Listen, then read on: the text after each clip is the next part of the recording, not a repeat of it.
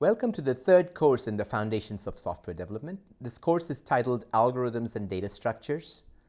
So let's ask first, what is an algorithm? And before I ask that, let me ask, where did the word algorithm come from? So the word dates back to 800 AD Persian mathematician Al-Khwarizmi, who wrote a treatise on how to solve quadratic equations and linear systems of equations, and popularized the idea of the Hindu-Arabic numeral system that includes the zero.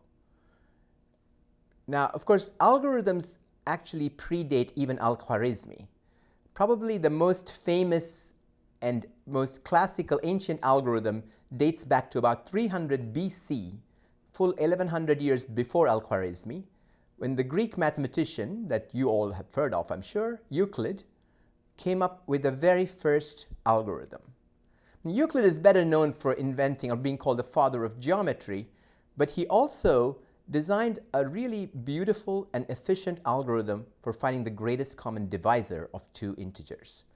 This algorithm continues to be the best possible way of finding the greatest common divisor to this day, and is used in cryptographic systems, for example, that ensure the security of your credit card transactions online.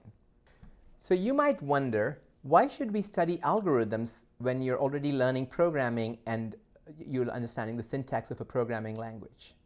Well, stripping away that syntax and thinking abstractly allows you to understand and reason about more complex programming and computational tasks. One thing we need to do when we design complex programs is to manage data structures that have data arranged in very specific ways to allow easy access for certain operations. We also have to be clever in order to be efficient so that we don't spend all our time finding the solution to a problem. And when we are trying to be clever and use complex data, we are often liable to make mistakes. So thinking about things abstractly from the algorithm's point of view allows you to reason about whether your logic is correct and how fast the algorithm is going to be before you actually code it up in a program.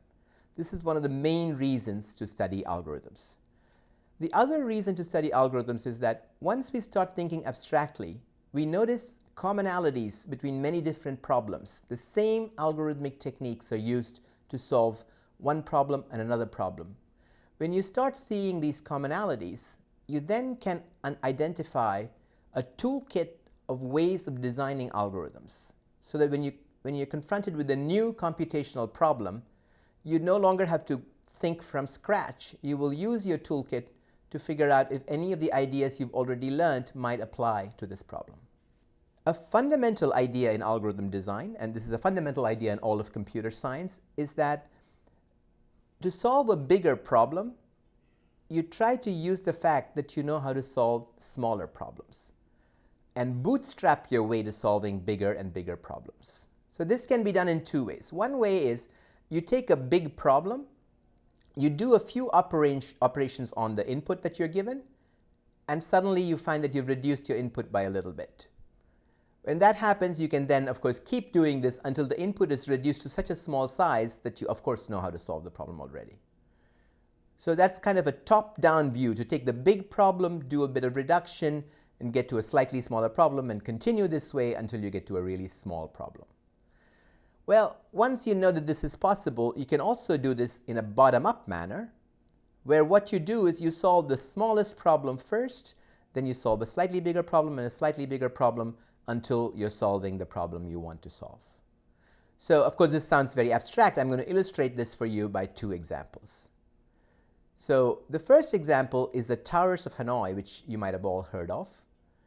The story goes that in a temple in Thailand, there are 3 pegs, as shown in the figure here, and one of the pegs contains 64 discs of decreasing size, with the largest disc at the bottom and the smallest disc at the top.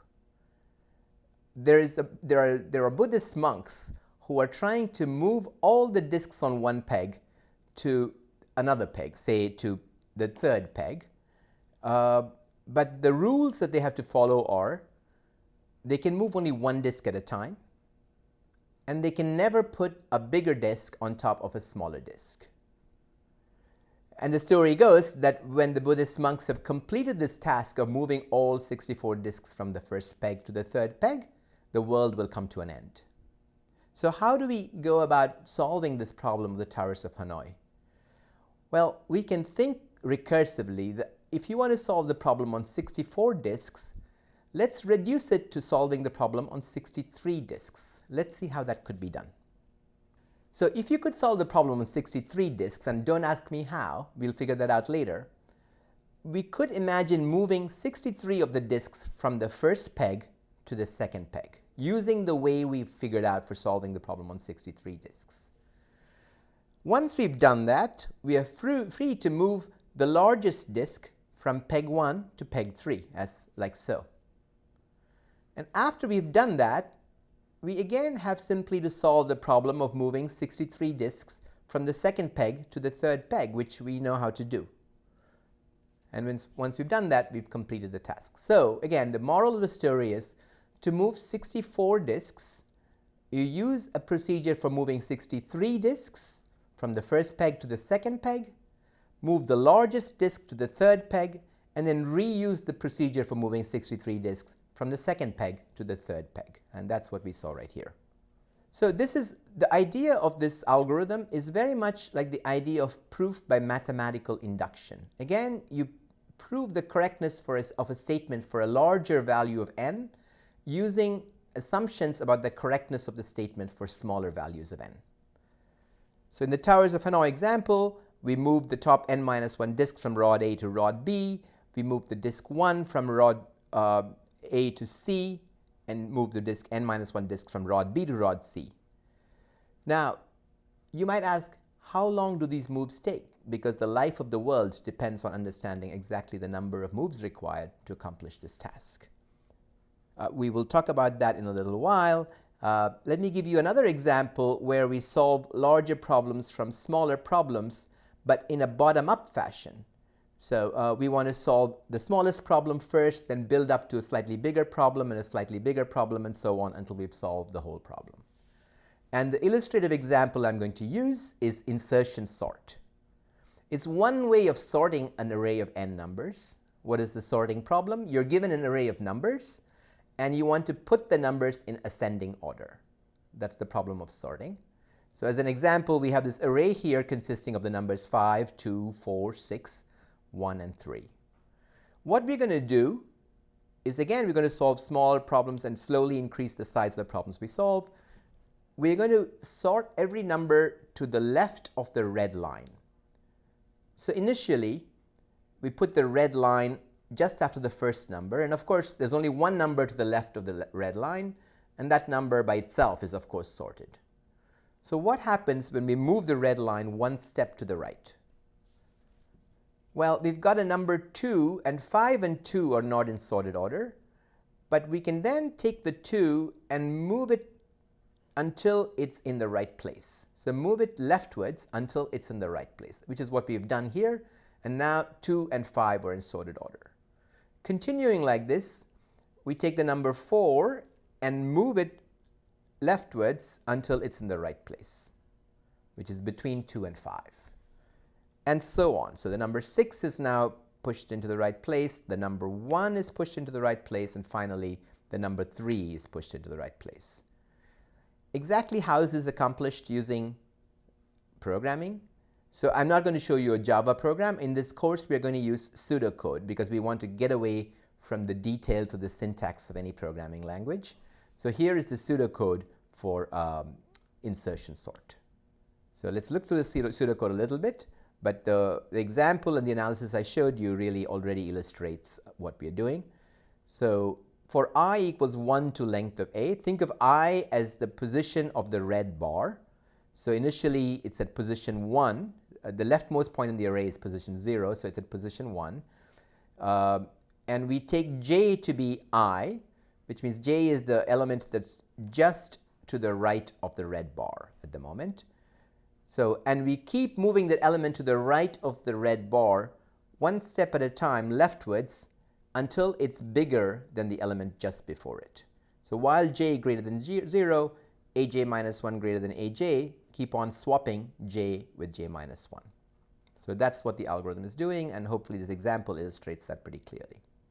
So if you've already sorted the first k elements of the array, how long does it take to place the next element? That's the question we need to answer to understand the running time of insertion sort. Well, if you sorted k elements and you're placing the k plus 1th element, we may have to move it leftwards as many as k places before it finds its rightful place.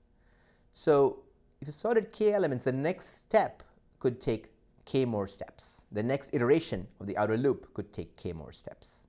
So we've seen two examples. Both have the common property that in order to solve a big problem, we solve smaller problems and then build up to the big solution. In the first example, we did this in a top-down fashion.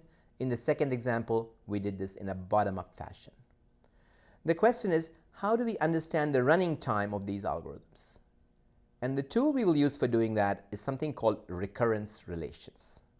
Okay, so the running time of an algorithm is always expressed in terms of the length of the input, and we want to know how long an algorithm takes as the input length n keeps changing.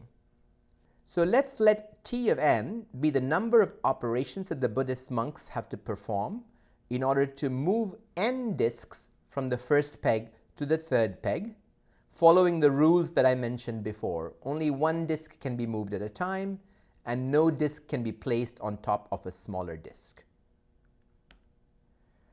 So then t of n is the time it takes to move n disks. T of n minus 1 is the number of operations to solve the Towers of Hanoi with n minus 1 disks. Then if you recall the way we did the algorithm, you can see that we can write t of n using t of n minus 1.